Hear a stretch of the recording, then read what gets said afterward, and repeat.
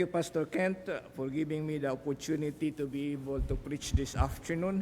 It's indeed a great privilege for me because daghan mga maayong mga preachers that had been able to preach in this pulpit. I will not take it lightly. And I just thank the Lord for everything that He has done in my life. Last Friday, naimbitahan ko nga mag-opera dito sa Vicente Soto Medical Center. For many years now, I had the privilege to start, together with some other consultant, the training program of ENT, head and neck surgery, there at Vicente Soto. O sa pagkakaroon, mga kaigsunan, daghan na ang mga espesyalista sa otolaryngology, head and neck surgery, coming from Vicente Soto because that particular program had been accredited. Dili sa I had been the first chairman of the department, dili tungod kay ako ang pinakamaayo, tungod kay ako ang pinaka-minus og pasyente. So, daghang kog oras nga ikahatag para makatudlo ko sa mga estudyante. So, God had given me the opportunity to be the chairman for 4 years. And then, succeedingly, there were a lot of chairmen already.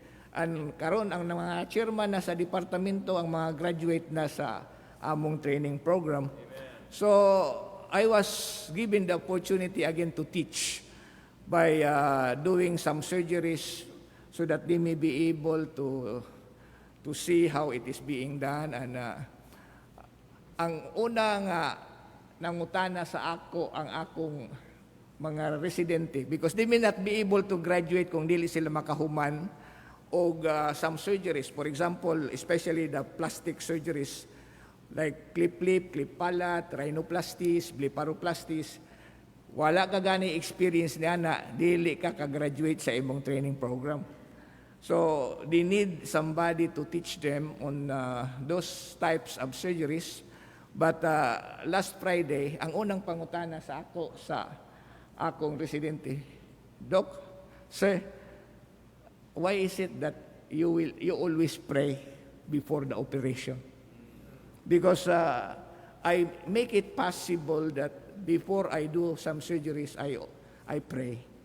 The reason is because I do not depend on my own strength. I do not depend on my own talent.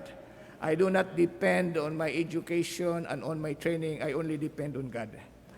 Ang tanan nga nahitabo sa atong kinabuhi, kanagi ka na sa Ginoo, o ang nagakapot sa kinabuhi sa tao, Ginoo lang, mga kaigsuunan.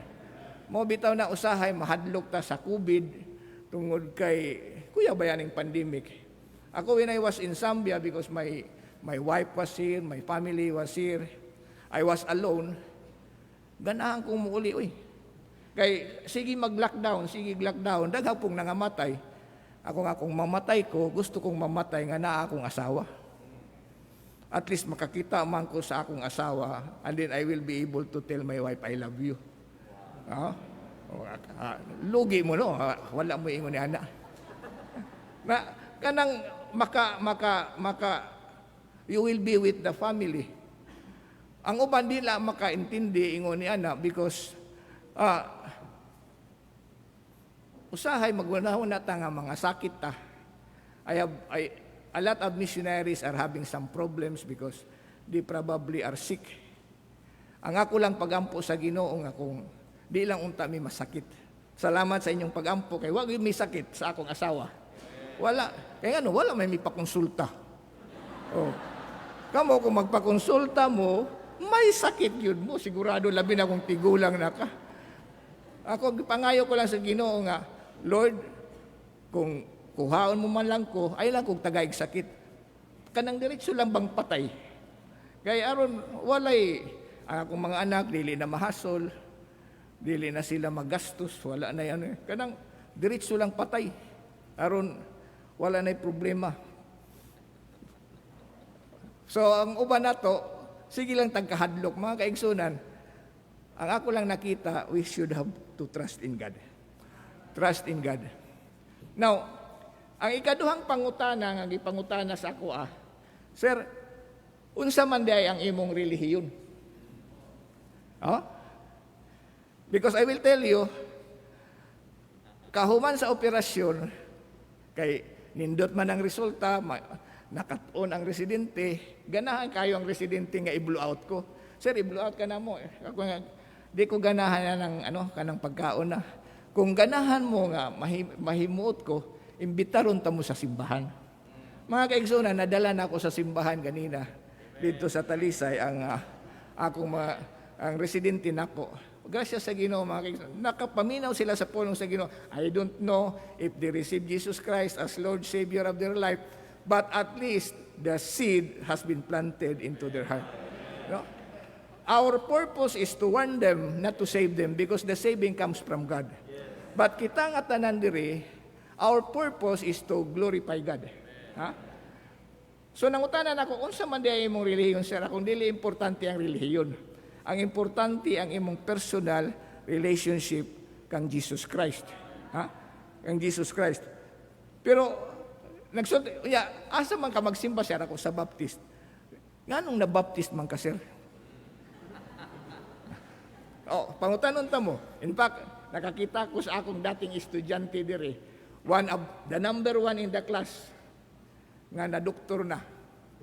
Di na lang ako isulti. Number one, Baptist na, di na rin nagsimba.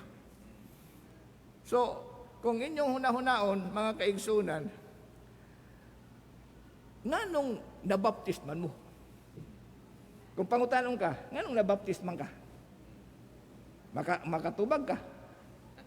Ha? Nabaptist ko kayo, mang kumapintikostal good.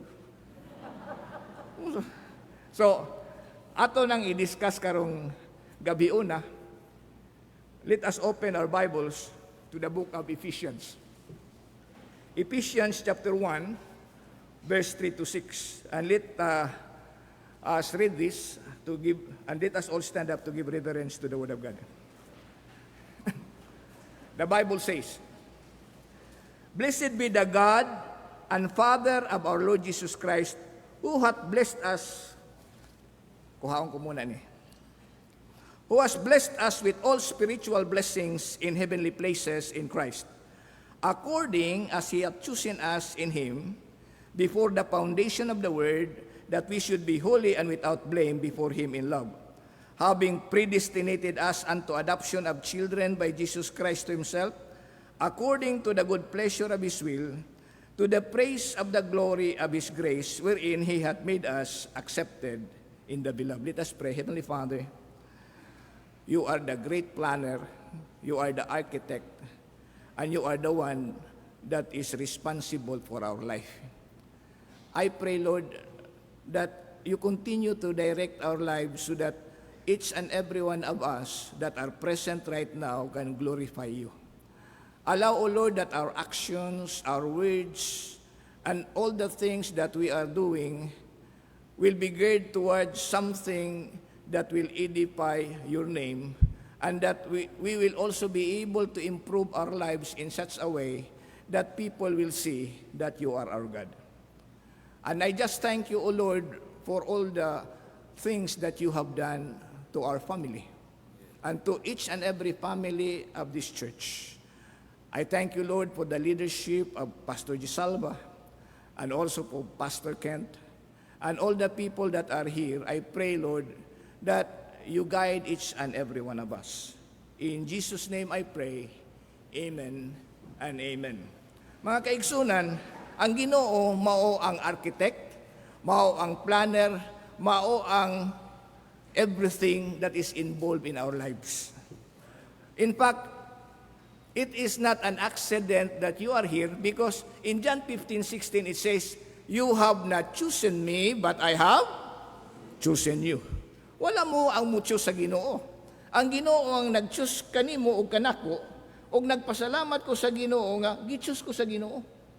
Among all the people nga nakita niya, usa ko nga gi-choose sa Ginoo. Mao na nga, grabe ang akong pagpasalamat every day in my life. I always thank the Lord that, Lord, thank You so much because You give me that particular privilege to be chosen. You have not chosen me, but I have chosen you. And then, mingon siya, and ordained you that you go and bear much fruit, that your fruit should remain, that whatsoever you ask of the Father in my name, that I shall do. Mao na ang giingon ni Hesukristo. In fact, diri sa atong nabasa sa Ephesians chapter 1, verse 3 to 6, Blessed be the God and Father of our Lord Jesus Christ, who hath blessed us. Meaning to say, giblessingan ta with all the spiritual blessings in heavenly places. Dako kaayo ang atong privilege, isn't it? Nga ikaw, nga midawat na kang Kristo, nga personal nga manluluwas, you have been blessed with all spiritual blessings in heavenly places, tungod kay, according to verse 4, according as He had chosen us in Him before the foundation of the world. Inspa. Can you imagine, before the foundation of the world, God knew you already? God knew me already? And God has predestinated me already to become one of the adopted children in Jesus Christ. Mga kaigsunan, kung atong tanawon, nganong naariman ta? In fact, I remember the time that I was invited here in the Bible Baptist Church. I was actually down there, just merely sitting at the back. Kay di lagi ko ganahan mo sulod o Baptist Church. Kay I am a very strong Catholic. President good ko sa Student Catholic Action. Dito ko, mga kaigsunan, naminaw ko sa pulong sa Ginoo. It was preached. You know, the Word of God is quick and powerful. I don't know why it pierced my heart. Nga dili man unta ko ganahan nga mo forward ko mga kaigsunan. Why? Nga mi forward ko? Tungod kay it was the plan of God. And it was the plan of God nga kamo maluwas og niya mo sa simbahan. Ha? For one particular reason, that you go and bear fruit. Now, open with me to Matthew, chapter 16, verse 13 to 14. Matthew, chapter 16, verse 13 to 14. Kay kini nga pangutana, akong ipangutana pod kaninyo, kay ako mong pangutanon kung kinsa si Jesucristo as far as you are concerned. Kay gipangutana ni Jesus Christ po dito sa iyang mga disipulo, more like us who are disciples of Jesus Christ, mangutana karon si Jesucristo kanato, kinsa man ang imong pagtuo nga si Jesucristo. Ingon diri ha? When Jesus came into the coast of Caesarea Philippi, He asked His disciples saying, Whom do men say that I the Son of Man am? And they said, Some say that thou art John the Baptist, some Elias, some other Jeremias, or one of the prophets. Mga kaigsunan, daghan ang mga relihiyon nga dili mo tuo nga si Jesucristo Ginoo. Ha? In fact, usa sa mga relihiyon nga akong nakitaan, usa sa sigig pangutana nako kay ganahan lagi siyang makabalo kung Ginoo si Jesus Christ Ginoo lagi unya. Iya gyud kong ablihan og Bible nga dili lagi Ginoo. Kanang iglesia ni Kristo, kanang iglesia siya unya, Church of Christ, pero dili sila mutuo nga Ginoo si Kristo. Mga kaigsunan, so murag ang ila, thou art John the Baptist, some Elias, Jeremias, or one of the prophets. And then nangutana na po si Jesus Christ. He said unto them, But whom say ye that I am? Unya, si Simon Peter, mo mitubag, he said, Thou art the Christ, the Son of the living God. O ang tubag ni Kristo, mga kaigsunan ni Jesus Christ, mao na gigamit karon sa usa nga relihiyon nga moingon sila nga mao gyud siya ang tinuod nga religion. Kay miingon man, and Jesus answered and said unto him, Blessed art thou, Simon Bar-Jona, for flesh and blood hath not revealed it unto thee, but my Father which is in heaven. And then Jesus said, And I say also unto you, thou art Peter. Mao bitaw na nga naatay po. Kay nagatuo sila ni ini nga bersikulo sa Bible nga ang Pope kuno si Peter na, Thou art Peter, and upon this rock I will build my church, and the gates of hell shall not prevail against it. So mayon sila nga ang Pope mao ang holder sa key ngadto sa langit, mga kaigsunan. Pero kitang tanan, mga kaigsunan, we are some of us, we are educated people. We know how to research. We know how to read the Bible. And the Bible is the basis of our belief. This is the Word of God. And since this is the Word of God, ato lang tuuhan kung unsa ang gisulti sa atong Ginoong Hesukristo. Kay tinuod misulti si Jesus Christ niini nga mga pulong, pero atong tan-awon kung kinsa og unsa ang buot ipasabot niini. Aron makasabot ba ta, makaintindi ta, unya ma-apply na nato sa atong pagtuo, mga kaigsunan. So, ang pangutana nako is Peter the rock. Kaya mingo siya, thou art Peter, and upon this rock. Did Jesus Christ really is pointing unto Peter nga, siya gyud ang bato? Kanya atong tan-awon, pinaagi sa pulong sa Dios kung si Peter gyud ang rock, tan-awon nato kung unsa ang gisulti sa Bible. 1 Corinthians chapter 10 verse 4. 1 Corinthians chapter 10 verse 4. Nagaingon ang Bible.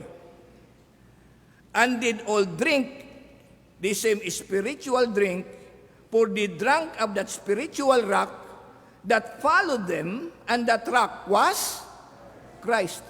Mga kaigsunan, diri sa 1 Corinthians chapter 10 verse 4, gidiscuss diri nga ang rock si Kristo.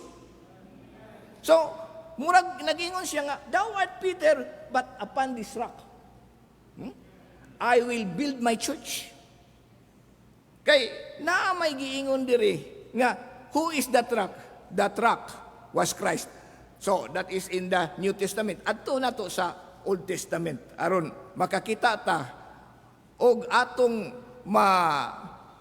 makita, atong ma-relate kung unsa gyud ang buot ipasabot. 1 Samuel chapter 2 verse 2. 1 Samuel chapter 2 verse 2. The Bible says, there is none holy as the Lord, for there is none beside thee. Neither is there any rock like our God. Neither is there any rock like our God. Walay lain nga bato kundili ang atong Ginoo, mga kaigsuunan. Kana atong nakita sa 1 Samuel chapter 2 verse 2. Atong tanawon sa 2 Samuel chapter 22 verse 32. Nagaingon ang Biblia. 2 Samuel 22 verse 32. For who is God save the Lord? And who is a rock save our God? Mga kaigsunan, klaro kayo. Kinsa man ang Ginoo kung dili ang atong Lord. Unsa bay Lord sa Binisaya? Ginoo gyapon no. And who is the rock, or who is a rock save our God?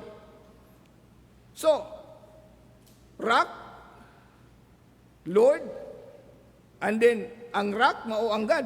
Mga kaigsunan, tanaw nato sa Psalms chapter 18 verse 2. The Lord is my rock, and my fortress, and my deliverer, my God, my strength, in whom I will trust, my buckler, and the horn of my salvation, and my high tower. Mga kaigsunan, ako ning gi-research kay gusto kong makitaan kung kinsa gyud si Jesus Christ. Ha? Kinsa si Jesucristo as far as we are concerned. Now, I believe nga si Jesucristo mao'y building foundation sa atong simbahan. Kaya mingon siya nga, I will build my church. Upon this rock, I will build my church. Tanaw nato ang building foundation sa simbahan. 1 Corinthians chapter 3, verse 10 to 13. 1 Corinthians chapter 3, verse 10 to 13. Kining tanan puros lang ni naa sa Bible kay gusto kong makita kung unsa gyud ang nahitabo ngano nga nabaptist ko. Mga kaigsunan, the Bible says, Verse 10, according to the grace of God which is given unto me as a wise master builder, I have laid the foundation, and another buildeth thereon, but let every man take heed how he buildeth thereupon.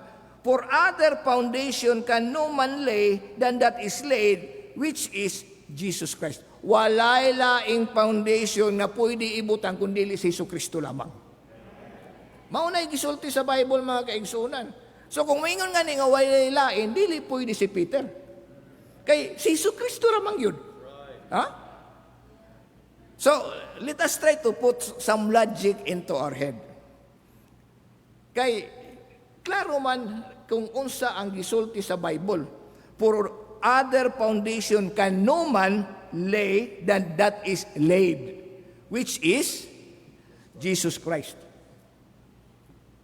So, kung walay laing foundation, si Kristo lamang, dili pwede si Pedro.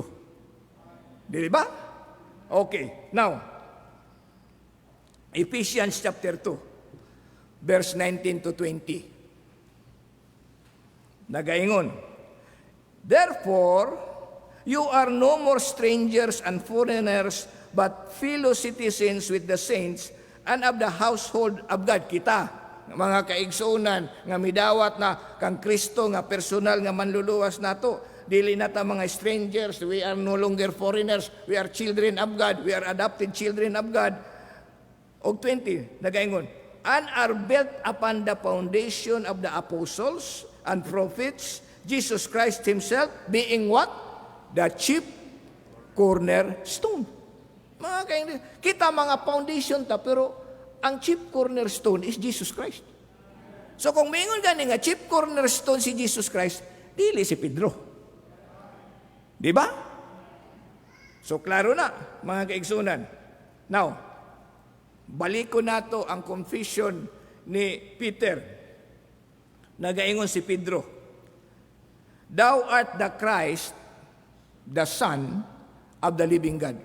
Ha? Thou art Christ, the Son of the living God. So, who is Christ?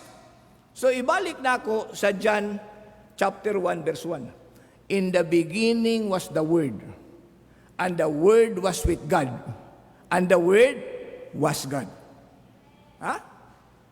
Who is Christ? In the beginning was the Word, and the Word was with God, and the Word was God. And in John, chapter 1, verse 14, nagaingon, and the Word was made flesh, and dwelt among us. Mga kaigsunan, si Kristo ang pulong nagpakatao and dwelt among us. Jesus Christ.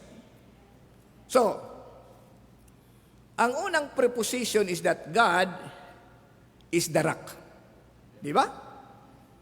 In 1 Samuel chapter 2, verse 2, there is none holy as the Lord, for there is none beside thee, neither is there any rock like our God. So, the rock is God.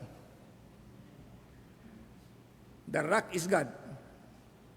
But we will also see that the rock is Jesus Christ. Because in 1 Corinthians chapter 10 verse 4, it says, and did all drink the same spiritual drink, for they drank of that spiritual rock that followed them, and that rock was Christ. Unya atong i-relate sa John chapter 1 verse 1, in the beginning was the Word, and the Word was with God, and the Word was God. Who is God? The rock. Who is the rock? God. Who is the rock? Christ. So, unsa may imong pagtuo kung kinsa si Kristo? Si Kristo mao? Diyos, ang Ginoo, mga kaigsunan. Now, when Peter confessed, thou art the Christ, mga kaigsunan, miingon si Jesus Christ kang Peter, thou art Peter, small nga bato, but upon this rock, big nga bato, I will build my church. And the gates of hell shall not prevail against it. So, ang naghimo gyud sa simbahan, si Hesus Kristo. Ha? Now, padayon ta. During the time of Jesus Christ, mga kaigsuunan, There were already plenty of organizations, religious groups, but Christ wants to identify His church from others. Maupitaw na miingon siya nga, I will build my church. Gusto niya nga mag-build sa iyang simbahan. I will build my church. So, Jesus organized His church. Tanawa, akong gi-research sa Matthew chapter 4, verse 18 to 22. Tanawa. The Bible says, and Jesus walking by the Sea of Galilee saw two brothers or brethren, Simon called Peter and Andrew his brother, casting a net into the sea, for they were fishers. And he saith unto them, follow me, and I will make you fishers of men. So, pare-pareho ba nato nga namisita? Ha? Madto ko sa usa ka balay. Akong tagaan sa pulong sa Ginoo, and then follow me, and I will make you fishers of men. Ako, nahimo man ko nga baptist tungod kay naminaw ko sa pulong sa Diyos. Naay nag-imbita na ako nga musimba ko. Mga kaigsunan. So Jesus Christ was the one actually that invited these people, follow me, and I will make you fishers of men. And in verse 20, and they straightway left their nets and followed him. Ngaron, siguro mahibulong mo, nga mikalit man lang pagpalo kini nga mga tao sa iya ha. I will tell you mga kaigsunan, kini nga mga tao, they were disciples of John the Baptist. Tanawa sa verse 21. And going on from thence, he saw other two brethren, James the son of Zebedee, and John his brothers in a ship with Zebedee their fathers, mending their nets, and he called them, and they immediately left the ship and their father and followed him. It's just like nga, listen, Pastor Kent was teaching you that a Messiah is coming. And then, nakita niya kung kinsa ang Messiah. And he bear a testimony nga kinigyud ang Messiah, o niya, gipoint niya ang Messiah ngadto sa iyang mga disipulo siya, mauna ang Messiah. He is the one who is the Messiah. O niya, iyang gipoint, I must decrease, he must increase. So iyang gisulti na sa iyang mga disipulo, mauna nga, when Jesus was able to say, follow me and I will make you fishers of men, immediately they follow Jesus Christ. Now, tanawa sa Mark chapter 3, verse 14 to 16. Mark chapter 3, verse 14 to 16. Nagaingon ang Bible, ha? And he ordained 12. Si Jesus Christ ni ang nag-ordina, ha? That they should be with him and that he might send them forth to preach. Kung ang usa ka, si Jesus Christ nag-ordain, buti pasabot niya na naisimbahan. Ha? He ordained 12. Unsa ang purpose nga giordinahan niya? That he might send them to preach. Mga kaigsunan, Jesus said, I will build my church. Akong panganlan ang mga disipulo ni Jesus Christ, James the son of Zebedee, John the brother of James, in Mark chapter 3 verse 17 to 19. Kining tanan makita nato sa Mark, no? And Andrew and Philip and Bartholomew and Matthew and Thomas and James the son of Alphaeus and Thaddeus and Simon of Canaanite and Judas Iscariot, which also betrayed him, and they went into house. Now, all the first members of the Church of Jesus Christ were disciples and were baptized by John the Baptist. Tanan na baptismuhan to ni John the Baptist. Now, that's why I will go and try to examine who John the Baptist is. Kay usahay, ako ning gi-question sa akong kaugalingon mga kaigsoon. I'm not too knowledgeable in the Bible, but I try to read and I try to see kung unsa gyud ang giingon sa Biblia, the Word of God according to the things that we are doing. Ngano lang nabaptist man ko. Unsa may akong ikasulti sa akong mga membro nga nagbaptist ko. Ngano man. Kay daghang bayang mga baptist karon nga nag-away-away. Tanawa ko sa Facebook. Di gyud gumutubag ni ana kay wa ko ikatubag. Una sa tanan mag-discuss gani sila nindot kayog mga in English. Unya di man kaayo kumayo ni ana. Di gyud ko magtubag-tubag ni ana kay ang usa pa, I always remember nga kini nga Bible wala ni sulata para i-argue. This Bible was written not as a book of knowledge, but as a book of life. Kini unta nga mga bersikulo sa Biblia, these particular scriptures in the Bible is supposed to change you and me.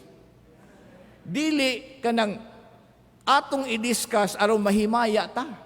Kaya aron ingnon nga maayo kaayo ta. Kabalo kaayo ta sa mga pulong sa Dios. Pero wala nato mabalui ang Ginoo. Kaya ang tinuod nga naay Ginoo mga kaigsuonan, mabago ang kinabuhi. Kaya kini is supposed to change our lives. Ha? Mauna nga atong tan-awon kung kinsa si John the Baptist. Kay si John the Baptist tanawa sa John chapter 1 verse 23 to 45. John chapter 1 verse 23 to 45. Simple lang yun ning akong theology, mga kaigsunan. He said, I am the voice of one crying in the wilderness, make straight the way of the Lord, as said the prophet Isaiah. And they which were sent were of the Pharisees. And they asked him and said unto him, Why baptizest thou then, if thou be not Christ, nor Elias, neither the prophet? Mga kaigsunan, gipangutana siya. Gipangutana siya sa mga Parisiyo. Nganong magbaptismo ka? Nakakita ba mo sa word nga baptism before this one? Sa Bible? Sa Old Testament na ba'y baptism? Sa New Testament, nganong man nagbaptismo mangyud si John the Baptist? Kinsa may nagsulti kang John the Baptist nga magbaptismo siya? Diin man na makiti nga nagbaptismo kay wala may siguro ilaing nga nagbaptismo except John the Baptist. Naaba mo inabaluan? So ako inabaluan. Kay akong kitanaw murag siya gyud nagsugod og baptism, di ba? Ha? So now, verse 26. John answered them saying, I baptize with water, but there standeth one among you whom ye know not. He it is who coming after me is preferred before me, whose shoe latchet I am not worthy to unloose. Mao na iyang gisulti. Naay usa among us. Nga bisan gani ang iyang sintas dili ko worthy nga ako'y mutay. Ha? Mingon si John the Baptist ni ana. So I just merely baptized with water. Now, padayon ta. John chapter 1, verse 29 to 31. Now, this is the time now na human na ang baptism ni Jesus Kristo. You remember that Jesus Christ was walking from Galilee to Jordan to be baptized by John the Baptist. Pagkita yun ni John the Baptist kang Jesus Kristo, may ingon siya nga, dili ako ang dapat mo baptismo niya. Ikaw unta. Kay mas well known man si Jesus Christ kan John the Baptist having done a lot of miracles. They were cousins. But tanaw na to, kahuman sa baptismo ni John the Baptist kang Hesus Kristo, kay miingon man si Jesus Christ, suffer it to be so because it is the will of God. Nga naman, this is already planned. This is already architect by God. Mauni ang dapat buhaton. So, when John the Baptist baptized Jesus Christ, unsa may nahitabo? Adab mikunsad, no? Unya, misulti, this is my beloved son whom I am well pleased. The Holy Spirit. So, the next day, John 29, John chapter 1:29. John said Jesus Christ coming unto him and said, Behold, iyan ang gitudlo si Hesus Kristo, the Lamb of God which taketh away the sin of the world. Unya, iyang gideclare, This is he whom I said, After me cometh a man which is prepared before me, for he was before me. Mga kaigsunan, nakakita na si John nga si Hesus Kristo was before him. Kay si John was supposed to be the one preparing the way of the Lord. Ha? Unya, kini sa 31 tanawa. Kay dinhi ko nakakita ngano nga nagbaptismo si John. 31. Nagaingon. And I knew him not. Wa ko kabalo niya. Dili ko kabalo nga siya ay Misaya, mga kaigsunan. But that he should be made manifest to Israel, therefore am I come baptizing with water. Nganong nagbaptismo si John the Baptist? Nagaingon diri, so that Jesus Christ will be manifested. Ang una niyang giingon, wala gyud ko kabalo. I do that no. But that he should be made manifest to Israel. Mauna nga ako nagbaptismo with water. O, atong tanawan pa sa uban. Tanawa sa chapter 1 verse 32. And John bare record saying, I saw the Spirit descending from heaven like a dove, and it abode upon him. Mao ni ang iyang testimony. Nganong miingon siya nga, mao na siya. He is the Lamb of God. Kay ngano, ang dove mikunsad, ha? And it abode upon Jesus Christ. Unya, tanawa sa verse 33. Nagaingon, and I knew him not, but he that sent me. Naagyo di ay nagpadala kang John. Klaro man, he that sent me to baptize. Nganong gipadala si John? Because he was sent to baptize. Nahibulong bitaw mga Pariseo, anong masigi ni baptismo? Sige lang siya baptismo. Sige siya baptismo, kaya wa pa man mo kunsad ang Espiritu Santo. Mauna akong pagtanaw, mga kaigsunan. Hangtod miabot si Jesus Christ, nga pagbaptize niya kang Jesus Christ, mikunsad ang Espiritu Santo, iyan ang gitudlo si Jesus Christ. Mauni siya ang Lamb of God. Unya, miingon siya nga, I knew him not, dili ko kabalo. But he that sent me to baptize with water, the same said to me, unto me, upon whom thou shalt see the Spirit descending and remaining on him, the same is he which baptizeth with the Holy Ghost. Mga kaigsunan, klaro man kayo ni in English, no? Makasabot man ta.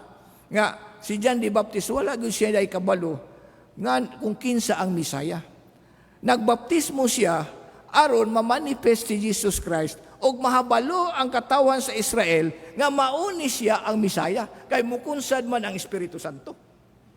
Siya gyud nagingon nga I knew him not.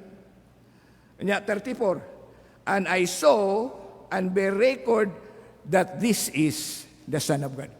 Mga kaigsunan, makita yun nato nga mismo ang Biblia nag-answer ka nato nga no nagabaptismo si John the Baptist. Now, tanawa sa 35, John chapter 1 verse 35. Again the next day after John stood and two of his disciples, and looking upon Jesus as he walketh, he saith, Behold the Lamb of God. And the two disciples heard him speak, and they followed Jesus Christ. Mauna, mga kaigsunan, sa akong giingon kanina, ngano kadtong mga disipulo ni John the Baptist, misunod dayon kang Hesukristo. Pag ingon ni Hesukristo, follow me, and I will make you fishers of men. Kabalo na ni sila nga, Misaya ni si Hesukristo. Kay gitudlo man siya ni John. So, kalit lang sila nga miuban kang Jesus Christ. Unya, kadtong naordinahan nga 12, tanan kadto na baptismuhan ni John the Baptist. Mga kaigsunan. So, kung nabaptismuhan ni John the Baptist, mga kaigsunan,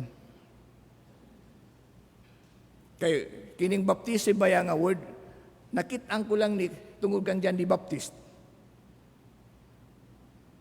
Akong gitanaw kining book of John, mga kaigsunan, dili na nako basahon ni tanan kay They are just merely talking about all the disciples nga nahimong na-ordain ni Jesus Christ. Now, ang akong tan-awon diri is Acts chapter 1, verse 21 to 22. Acts chapter 1, verse 21 to 22. Og kini subject ni sa inyong questions, sa inyong research, sa inyong pag-abli sa Biblia, dili kinahanglan og argumento mga kaigsunan, basaha unya pangutan-a ang Ginoo, ang Espiritu Santo nga musulti kanato. So Acts chapter 1 verse 21 to 22. Wherefore of these men which have companied with us all the time, that the Lord Jesus went in and out among us. Who are these men? The disciples. During that time, nakulangan na sila sa disciples. So, kinahanglan nila nga select og another disciple, kanang apostle. Tanawa sa verse 22. Kini, mga kaigsunan, ako lang gitanaw ni. Kini nga word, beginning. Kaya kung walay beginning, mga kaigsunan, okay ra. But, naaman ko'y beginning. Tanawa, akong basahon. Beginning from the baptism of John unto the same day that he was taken up from us, must, kanang must ha? Superlative ha? Must one be ordained to be a witness with us of his resurrection. Unsaon man nimo nga, you will be a witness of the resurrection of Jesus Christ? Beginning from the baptism of John.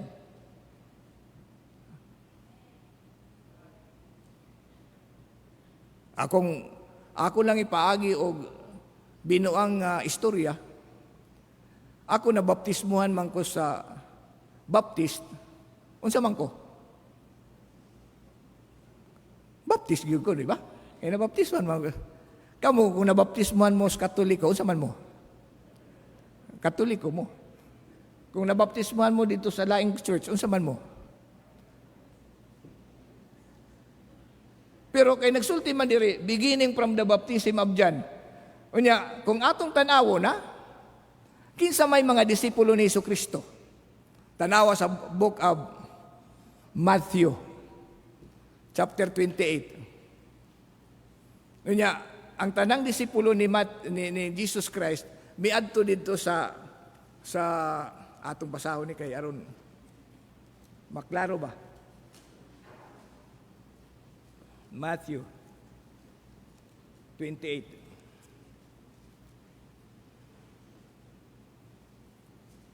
So, 16. Then the 11 disciples went away into Galilee, into a mountain where Jesus had appointed unto them. So, kini nga 11 disciples, dito sila sa mountain. Kining tanang disipulo, nga 11, were all baptized by John the Baptist. Nga, nahimo na, naordinahan na ni Jesucristo, unya, He sent out to preach. Unya, iyang gitagaan o command. Tanawa sa verse 18. And Jesus came and spake unto them, saying, all power is given unto me in heaven and earth. And then he said, go ye. Kinsa may giingon nga go ye? Ang mga disciples, di ba? Kinsa man nga mga disipulo, kini nga 11. All of them were members of Jesus Christ Church. Di ba? They were ordained by Jesus Christ. Go ye. Sila lang. Go ye. Wala siya moingon sa uban kay dito sila sa mountain. They were just merely a group of men chosen. Chosen. Go ye. 19. Therefore, and teach all nations, baptizing them in the name of the Father, and of the Son, and of the Holy Ghost, teaching them to observe all things whatsoever I have commanded you.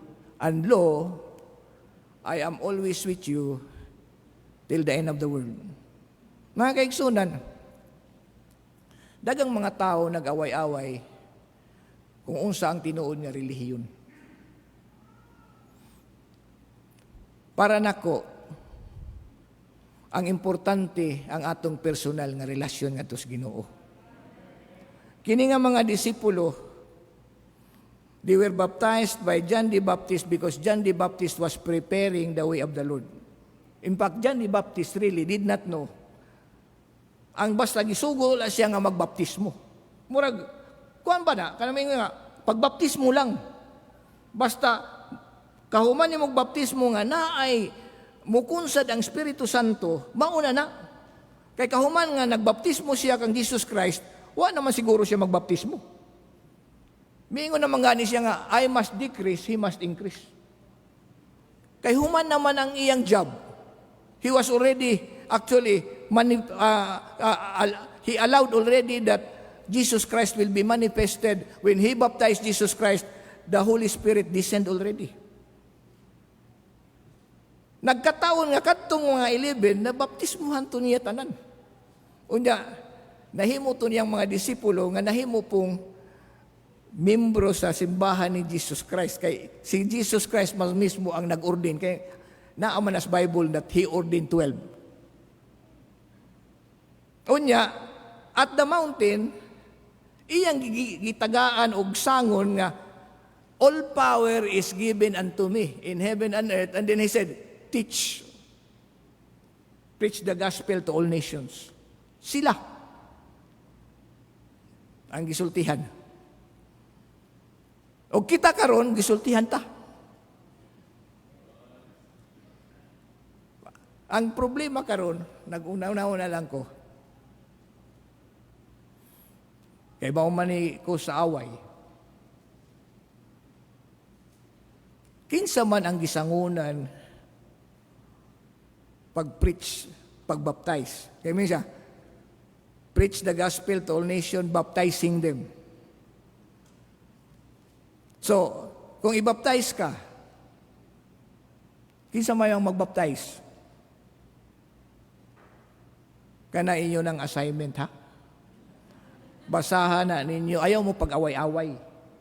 Kay, let the Holy Spirit teach us in a way wherein we may be able to discern. Kaya ako di man yung makig-away, mga kaigsunan, as what the Bible is telling me. Ako lang nakita, beginning from the baptism of John.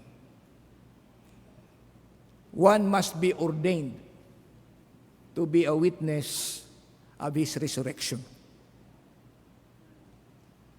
In my simple understanding of English, na gani beginning, magsigud ka diha. Di ba? Wa man nga ending, may beginning. So magsugod ka diha, beginning from the baptism of John. One must, superlative na ha, be ordained to be a witness of His resurrection. Adagang nakidebate na ako niini, mga kaigsunan. Ako, nag-maintain lang ko sa beginning. Kung sayop ni siya, I am willing to learn. Because ang Ginoo ra may nakasabot sa tanan. Only God knows everything. Ang kamatuoran lang niini, mga kaigsunan, I believe that daghang mga relihiyon na hitabo din his kalibutan, dili na tungod kay mga tao nga ganahan silang mahimong leader. Unya tuison po nila ang Bible aron naapod sila'y kaugalingon ba. Pero kung ato lang basahon gyud ang Bible o magtinarong ta, magsunod ta sa atong Ginoo, bisan gani kining mga doktrina nga minor doctrines nga magkasumpaki ta, dili man na importante. Ang importante nga mituo sila kang Jesus Christ nga personal nilang manluluwas. Kay di man makaluwas kanang mga doktrina nato. Ang makaluwas si Jesucristo man lang, di ba? Let us try to unite. Let us make it possible nga ang atong pagtuo as Baptists. Kay unsa ba importante sa being a Baptist? Ha? Ang importante being a Baptist, miingon si Jesus Christ, all power is given unto me in heaven and earth, and then He is directing it to you. Preach the gospel. Maunay atong sangon to all nations, baptizing them in the name of the Father, and of the Son, and of the Holy Spirit, teaching them to observe all things. Whatsoever I have commanded you, and lo, I am always with you till the end of the world. Kita nga mga Baptist, hinaut unta ang atong kinabuhi, makadalata og mga kalag ngadto sa atong Ginoong Hesukristo. Maunay sangon sa tuwa. Ayaw na lang tanian ng mga durog debate. Basta timani lang ninyo, beginning from the baptism of John. Let us pray. Heavenly Father, thank you so much.